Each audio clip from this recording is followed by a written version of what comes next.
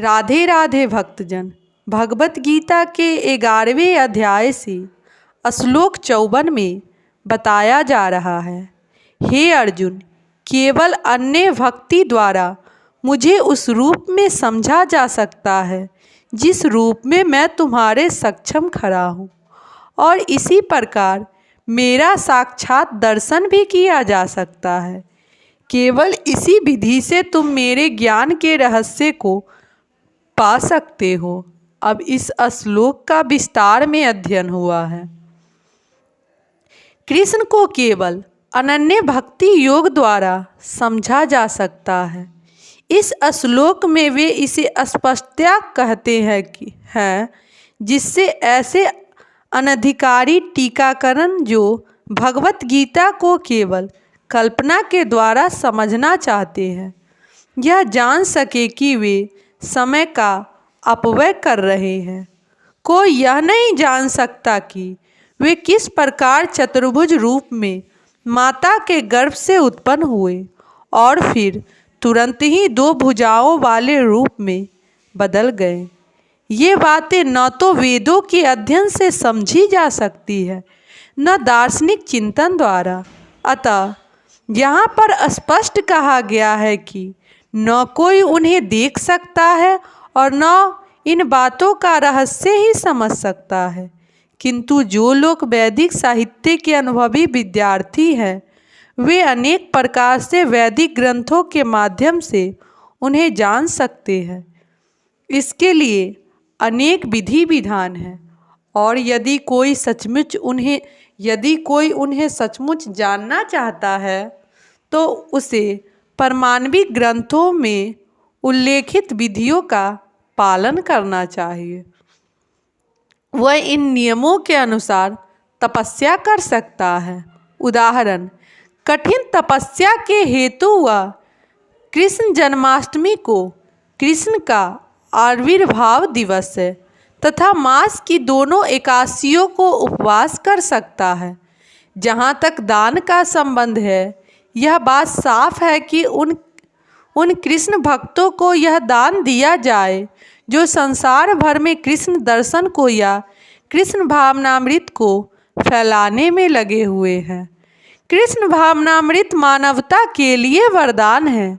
रूप गोस्वामी ने भगवान चैतन्य की प्रशंसा परम दानवीर के रूप में की है, क्योंकि उन्होंने कृष्ण प्रेम का मुक्त रीति से विस्तार किया, जिसे प्राप्त कर पाना बहुत कठिन है। अतः यदि कोई कृष्ण भावनामृत का प्रचार करने वाले व्यक्तियों को अपना धन दान देता है, तो कृष्ण भावनामृत का प्रचार करने के लिए दिया गया दान संसार का सबसे बड़ा दान है। और यदि कोई मंदिर में जाकर विधि पूर्वक पूजा करता है, भारत के मंदिरों में सदा कोई न कोई मूर्ति, सामान्यतः विष्णु या कृष्ण की मूर्ति रहती है, तो यह भगवान की पूजा करके तथा उन्हें सम्मान प्रदान करके उन्नति करने का अवसर होता है।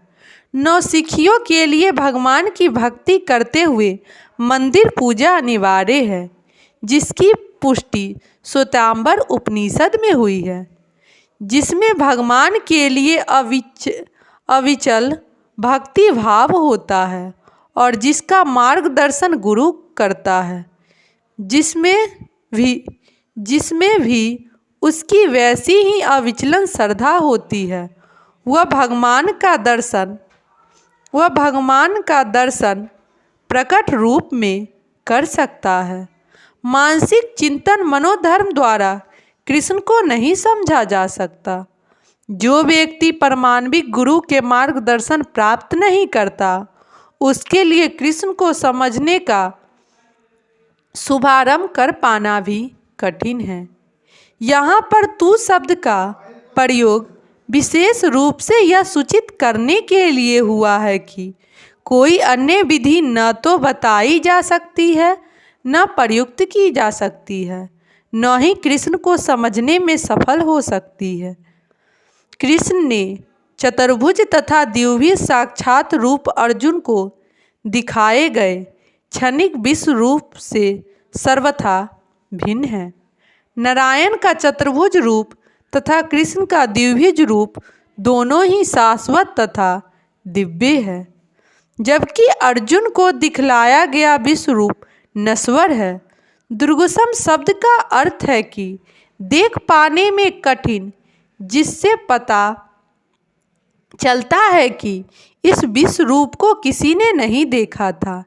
इससे यह भी पता चलता है कि भक्त को इस रूप को दिखाने की आवश्यकता ही नहीं थी। इस रूप को कृष्ण ने अर्जुन की प्रार्थना पर दिखाया था, जिससे भविष्य में कोई अपने भगवान का अवतार कहे तो लोग उसे कह सके कि तुम अपना विश्व रूप दिखलाओ। पिछले श्लोक में न शब्द की पुनरुक्ति सूचित करती है कि मनुष्य को वैदिक ग्रंथों के पांडित्य का गर्व नहीं होना चाहिए, उसे कृष्ण की भक्ति करनी चाहिए, तभी वह भगवत गीता की टीका लिखने का प्रयास कर सकता है। कृष्ण विश्व रूप से नारायण के चतुर्भुज रूप में और फिर अपने सहज द्विभुज रूप में परिणित होते हैं।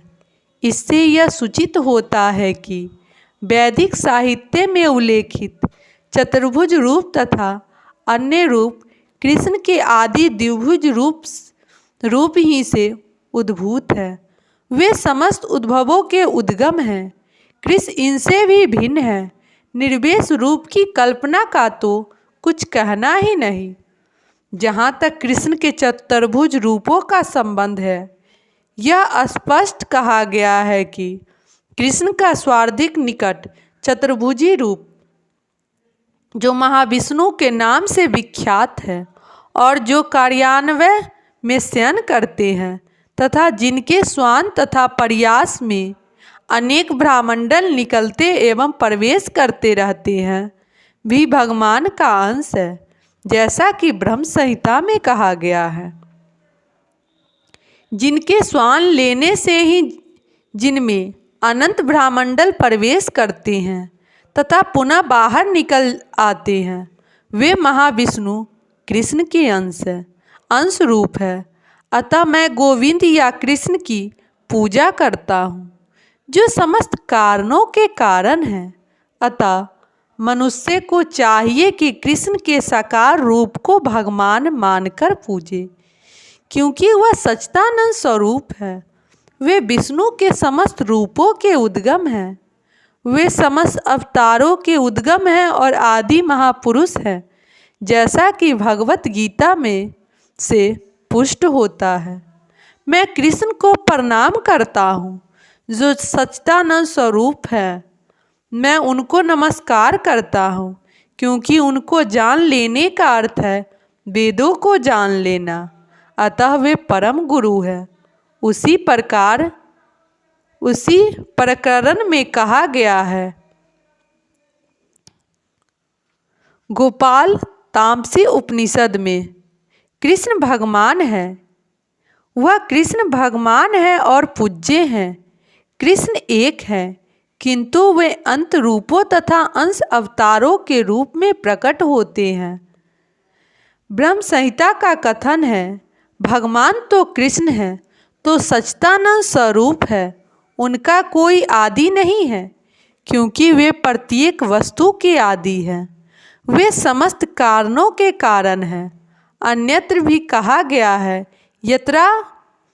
यत्रा त्रिवीन कृष्णाया पर ब्रह्म नराकृति। भगवान एक व्यक्ति हैं, उनका नाम कृष्ण है और वह कभी कभी इस पृथ्वी पर अवतरित होता है। इसी प्रकार श्रीमद् भागवत में भगवान के सभी प्रकार के अवतारों का वर्णन मिलता है, जिसमें कृष्ण का भी नाम है, किंतु तब यह कहा गया है कि यह कृष्ण ईश्वर के अवतार नहीं है, अपितु साक्षात भगवान है।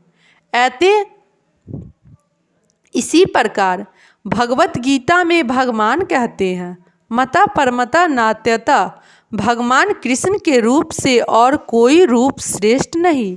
अन्यत्र भी कहा गया है, अहम आदृति देवनामा, मैं समस्त देवताओं का उद्गम हूँ। कृष्ण से भगवत गीता ज्ञान प्राप्त करने पर अर्जुन भी इस शब्द में इसकी पुष्टि करता है। अब मैं भली भांति समझ गया कि आप परम सत्य भगवान हैं और प्रत्येक वस्तु के आश्रय हैं। अतः कृष्ण ने अर्जुन को जो विश्व रूप दिखाया वह उनका आदि रूप नहीं, आदि रूप तो कृष्ण रूप है। हजारों हाथों तथा हजारों सिरों वाला विश्व रूप को तो उन लोगों का ध्यान आकृष्ट करने के लिए दिखलाया गया है जिनका ईश्वर से तनिक भी प्रेम नहीं। यह ईश्वर का आदि रूप नहीं है। विश्व रूप का उन शुद्ध भक्तों के लिए तनिक भी आकर्षण नहीं होता जो विभिन्न दिव्य संबंधों में भगवान से प्रेम करते हैं। भगवान अपने आदि कृष्ण रूप से ही प्रेम का आदान प्रदान करते हैं। अतः कृष्ण से घनिष्ठ मैत्री भाव से संबंधित अर्जुन को यह विश्व रूप तनिक भी रुचिक नहीं लगा, अपितु उसे भयानक लगा। कृष्ण के चीर सखा अर्जुन के पास अवश्य ही दिव्य दृष्टि रही होगी। वह भी कोई सामान्य व्यक्ति न था, इसीलिए वह विश्व रूप से मोहित नहीं हुआ। यह रूप उन लोगों को भले ही अलौकिक लगे जो अपने को सकाम कर्मों द्वारा ऊपर उठाना चाहते हैं, किंतु भक्ति में रत व्यक्तियों के लिए तो दो भुजा वाले कृष्ण का रूप ही अत्यंत प्रिय है। राधे राधे भक्त।